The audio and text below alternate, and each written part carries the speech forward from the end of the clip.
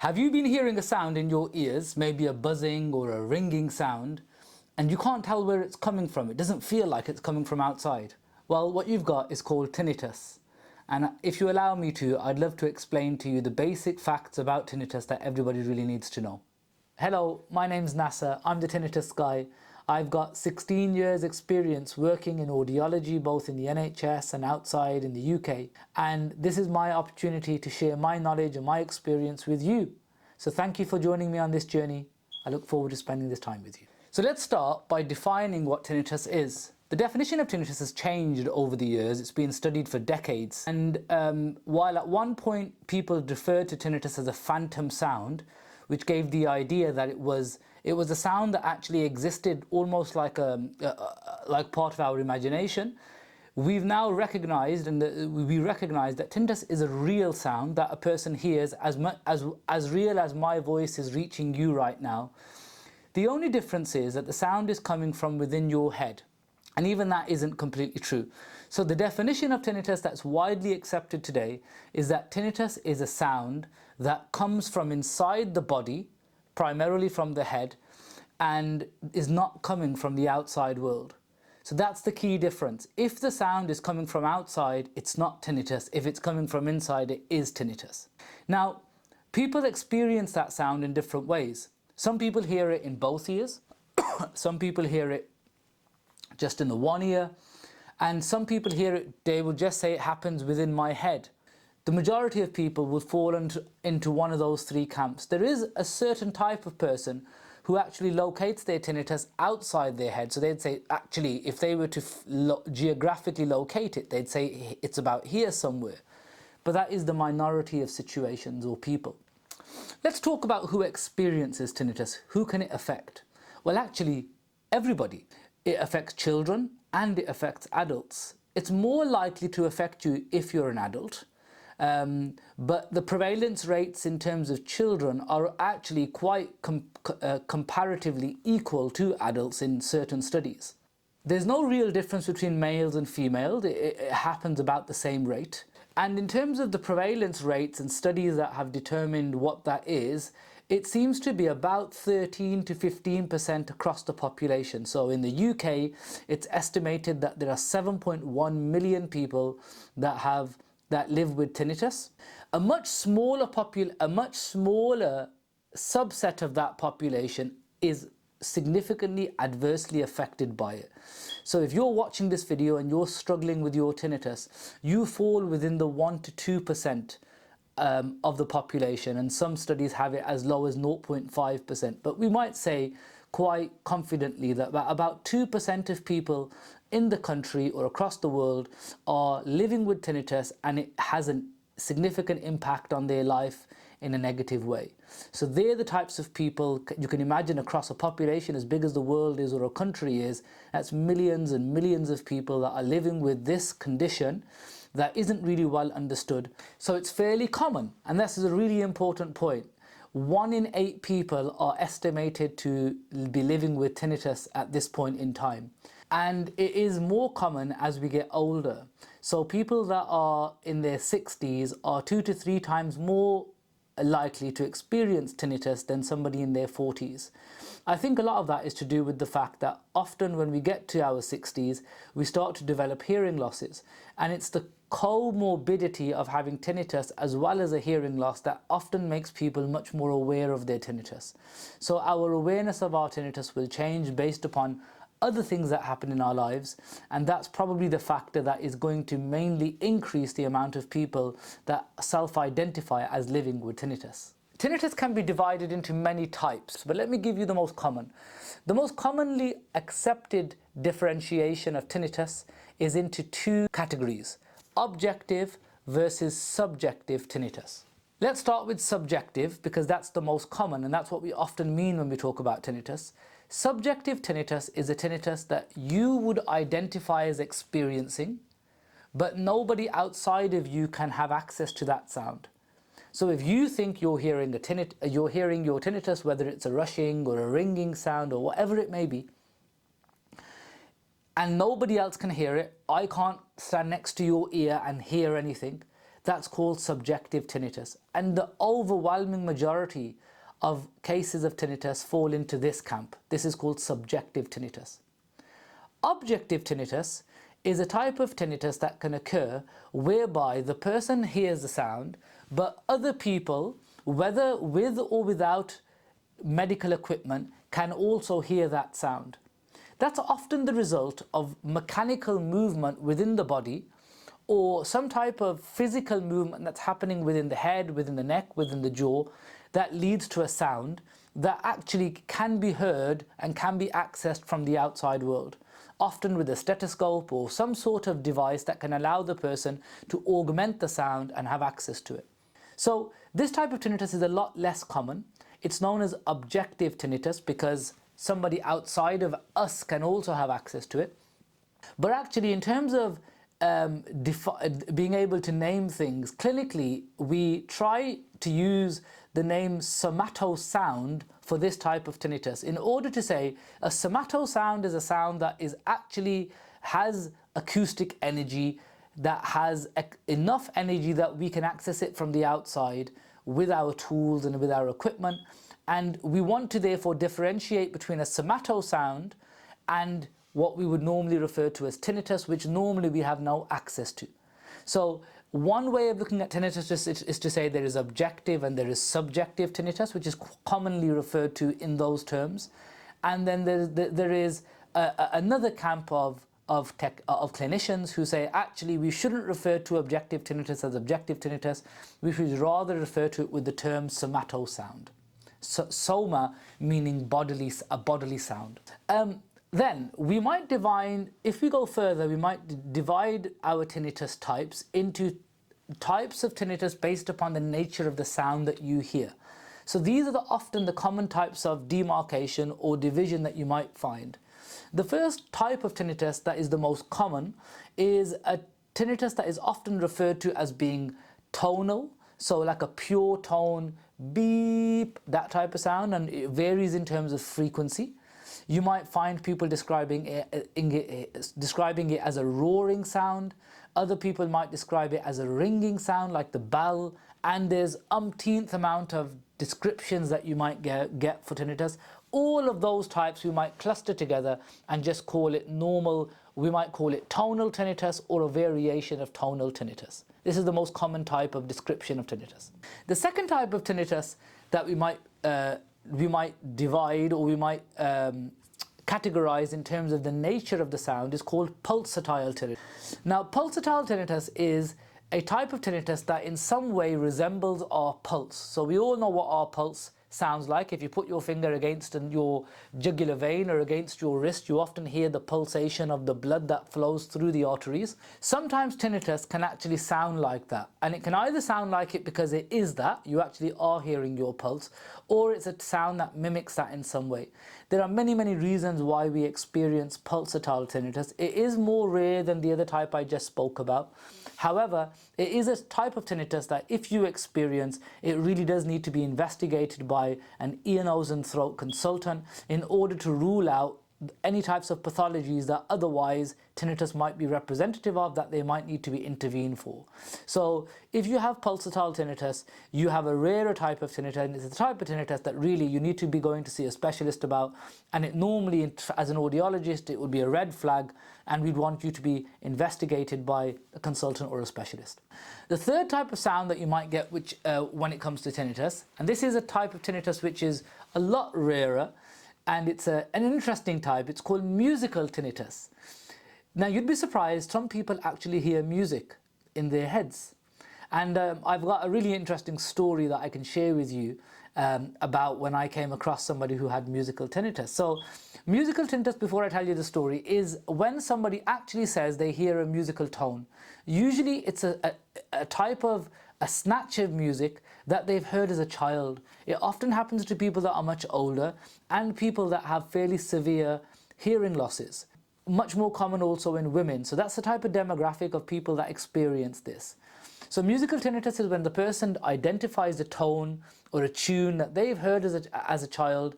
Often it doesn't come with actual lyrics, so they won't hear any verbal or a musical speech, but they'll just be familiar with the tone. It might be a Christmas carol or something like that. So it's really interesting, and people experience this. So the story goes, when I was managing tinnitus in one of the hospitals that I was working in a few years ago, a lady was referred to me who had what the ENT doctor identified as musical tinnitus. So they were referred to the tinnitus service. I saw this lady. And when she sat down, she looked at me and she said, "I'm in the wrong place." And I said, "What do you mean you're in the wrong place? You're in the right place. You're here for tinnitus." And she said, "No, I haven't got tinnitus. What the consultant thinks is tinnitus is not tinnitus. It's actually my neighbor playing music. She hates me. She doesn't like me. I've been living in this flat for so many years. She's moved in and all she wants to do is drive me crazy by playing music." So obviously, we have to take that as a serious concern. And even though it seemed unlikely to me, the conversation continued, and it actually went over about 3 appointments, this did. And the more I learned, the more I heard from her, the more I was convinced that she actually did have musical tinnitus. She was hearing a sound which she thought was the neighbor who hated her. And she thought the neighbor was waking up at 2 o'clock in the morning to play this sound, and she had driven her crazy, and she had been down and made complaints in the security office. So you can imagine how interesting this conversation was. She was a lovely lady. She was really lovely. Her name was Margaret. So in one of the future appointments, and she came in, and by this point, obviously, the conversation, we've had it a few times now, so I'd never been able to convince her that she actually has musical tinnitus. So she came in on one day and she said, "That's it, I've got evidence for you, NASA." So I said, "Okay, I'd love to see it." So she pulled out an old cassette player. And she got this cassette player out and she said, "Look, I've recorded the music that she plays and I want to show it to you." So I thought, maybe I'm wrong, right? Who knows? So anyway, she puts these headphones on my ears and she had an old cassette player and she pressed play. And it was completely silent. So I looked at her and I said, "Margaret, I can't hear anything." And she said, "What do you mean you can't hear anything?" And she got the play and she forwarded it and she rewound it and then she turned the tape backwards and she listened to it herself and she couldn't hear it either. And that's when the penny dropped. And I said, "Margaret, what's happening is you're hearing it in your head, but when you were hearing it and you pressed record, you thought you were recording an outside sound. But it's actually not, it's happening within your head. And right now, that's not there, and that's why you're not hearing it." So I thought the penny had dropped. I thought we had made some progress.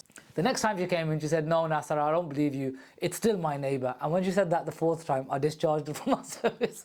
I said, "Margaret, that's the end of the line for us. If I can't convince you after the evidence that you showed me last time, we're going to have to agree to disagree." And she left the service thinking that her neighbor was the worst person in the world. And I was convinced that she probably had a really poor neighbor who was getting the wrong end of the stick. So that's musical tinnitus. And the last type of tinnitus that we might identify in terms of the nature of the sound is somatosensory tinnitus. Now this again is quite a rare type of tinnitus, but it's a type of tinnitus that a person hears and that they can modulate or they can change by physical movement, either of their neck or of their ears, or by moving their head in certain ways. And when they do that, they can either make the tinnitus louder or make it quieter. And some people can even temporarily stop the tinnitus. So I've had patients who have been able to identify certain places in their neck that when they press, it stops the sound altogether. Now, those types of tinnitus are coming from a physical movement in their neck that we spoke about slightly earlier. It's not very common that you can modulate it, but somatosensory tinnitus is a type of tinnitus that is affected by certain physical movements or physical activities, and sometimes this is within the control of a person. Again, obviously, we can't live pressing our neck all the time, so it's not a long-term solution, but it's just a type of tinnitus that I thought it's interesting for you to be familiar with. So, what are the common causes of tinnitus? Now, the causes of tinnitus are extremely variable. But before we go into some of the common ones, it's very important for us to understand that tinnitus is a symptom, it's not a disease. It's often the symptom of something else that has changed in the body. So, like a fever that is brought about by something else, and we don't consider a fever or a fever to be itself the cause. Tinnitus is also the symptom of another change or another condition that a person has in their Often the difficulty, however, is that that condition that is causing the tinnitus isn't really well understood, and therefore the tinnitus itself becomes the main focal point of our attention. But it is really important for us to understand that tinnitus is a symptom. It's not the cause of whatever's happening for that person. So let's go through some of the common types of causes of tinnitus. The most common type is a hearing loss. Now, hearing losses, people that have tinnitus are much more likely to have an associated hearing loss. There is certain research and certain theories that suggest that actually the hearing loss itself is the cause of the tinnitus, because we all, according to this theory, we all live with a certain underlying tinnitus. But when we have normal hearing, we have enough access to ambient sound around us that masks over that tinnitus. However, when people develop a hearing loss in certain frequencies, they lose that natural access to sound and their normal underlying starts to peek through. So the first type of cause of tinnitus, and this is the most common type, is a hearing loss. If you have a tinnitus and you see an audiologist, you would always get a hearing test first in order for us to rule out or determine the level of your hearing, so that we can start to manage both the hearing and the tinnitus if we need to. The second cause of a hearing loss is an infection. So there are lots of infections that can happen to us, including meningitis, including otitis externa, otitis media, infections of the middle ear, of the inner ear, of the outer ear, and lots of these types of infections can actually leave us with tinnitus. So the next thing to consider is, do you have an infection? Usually infections come with other symptoms other than tinnitus, but it is something that we would need to look into if you were reporting an immediate or acute form of tinnitus. The third type of cause of tinnitus is a blockage in your ear. Now, there are different types of blockages, but the most common type is a wax blockage. If you have earwax that blocks your ear canal, it will cause a hearing loss and cause muffled hearing, and it usually also causes tinnitus. So if you have sudden onset tinnitus, where you've just woken up one day and you can't hear very well and you have tinnitus, the most common cause is a wax blockage, and usually that's an easily remedied problem. We go in, we remove the wax, and usually the tinnitus abates, your hearing comes back to normal, and people are happy. If it's not wax, there are other types of blockages that can happen in the ear. The most common type beyond wax is a middle ear eustachian tube function problem. So there's a tube that connects to our ear called the eustachian tube, and when it doesn't do its job properly, sometimes we have blockages in our middle ear due to pressure problems and also sometimes fluid drainage. So middle ear blockages can also cause tinnitus. And then there are other types of ear fullness, sometimes related to conditions like Meniere's, which can also leave us feeling quite blocked, and that can have a knock-on effect and cause tinnitus. Sometimes trauma, some sort of injury to the head or to the ear, can leave us with tinnitus. I mean, very extreme trauma can often cause significant hearing losses, and if it's really like a car accident, for example, we'd expect that to really affect your hearing, often causing a dramatic and permanent hearing loss, and it can often tinnitus. Certain types of hearing loss due to some sort of trauma, due to surgery, can often also leave you with tinnitus. Another common type of cause of tinnitus is medication. Now, the medications we're talking about often are for cancer treatment and life-threatening treatments, or diuretics, and these are medications that are taken often in high dosages, and while they're there to serve a very important purpose in saving your life, one of the unfortunate side effects is that it can often leave people with tinnitus. Now, obviously, if you are taking any medication long term, you should always look at the possible side effects, and if tinnitus is listed as one of those, you might want to speak to your GP and see if there's an alternative medication that you can take that would avoid the problem of causing tinnitus. And the last thing I'd like to speak about in this video is, how does tinnitus impact people? And the answer to that is, it depends on you, right? Everybody's different. So we spoke a little bit earlier about the demographics of tinnitus and it affecting a massive amount of the population. 7.1 million UK people have tinnitus, but very few of those, or a minority of those, are adversely affected by their tinnitus to a point where it would have a significant impact on their lives. The majority of people live with their tinnitus quite well, and they don't really pay much attention to it. It might be a little bit louder at times in the day or at certain times in their life, but most of the time they're not really aware of it. There is a select part of that population, however, that really do struggle to live with their tinnitus, and it can have quite a significant impact on some people to a point where it really takes over their life. It stops them living their life as fully as possible, and they really are stuck in this quagmire of trying to find a solution for it. So why do people react so differently? Interestingly, it's got nothing really to do with the nature of the sound. It's got really nothing to do with how loud it is, because you might think, well, some people have really loud tinnitus and they must really struggle. The biggest determinant of how much you're going to be impacted by your tinnitus is your psychological makeup. Everybody's different, and we all face life problems very differently. So some people can face the same stumbling block and walk around it and move on with life, and other people are stopped in their tracks. Children are also affected by tinnitus, but it's very interesting that you'll note that while children experience tinnitus similar to adults, very few children are actually adversely affected by their tinnitus. And that's very interesting from a perspective of understanding why tinnitus affects people in the first place. And it's because children often approach life in a very different way to the way adults do. Children accept circumstances in life for the brute fact that they are what they are. They don't overthink them. If a child experiences tinnitus, as does my son by chance, they often just say, well, they're quite surprised that other people don't hear that sound, because for them, that's what they've always been used to. Adults often struggle with tinnitus because, unlike children, we have a tendency to think and overthink our circumstances. So that's why when we manage tinnitus, it's not a quick management option. It's not something that we can just give you a tablet for and cure. We have very, very good skills, and we've developed a lot of remedies and treatments for tinnitus, but it often has to go along with a counselling expertise, with somebody who knows really about tinnitus, and a lot of that comes down to knowing you as a person, understanding the patient, understanding where tinnitus is impacting you, how much it's impacting you, and then working in a therapeutic relationship to start to unpack and to uncover some of those negative impacts, so that we can start to get you past it to a point where you're living your life as well or better than you hoped for. I hope that video was a help to you. If you found that beneficial, please share it with somebody that might be experiencing tinnitus.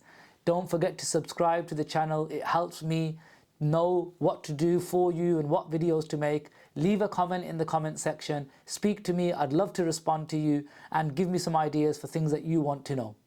Thank you so much for your time. See you soon. Because this video has been so detailed, I'll try and make an accompanying document to summarize what I've been talking about, give you some references to the sources of the information that I've presented to you today, so that those among you who like to do a little bit of extra research or learn a little bit further through a different medium can download that. You'll find that in the description box of this video. And again, if there's anything else I can do for you, please do let me know. See you soon.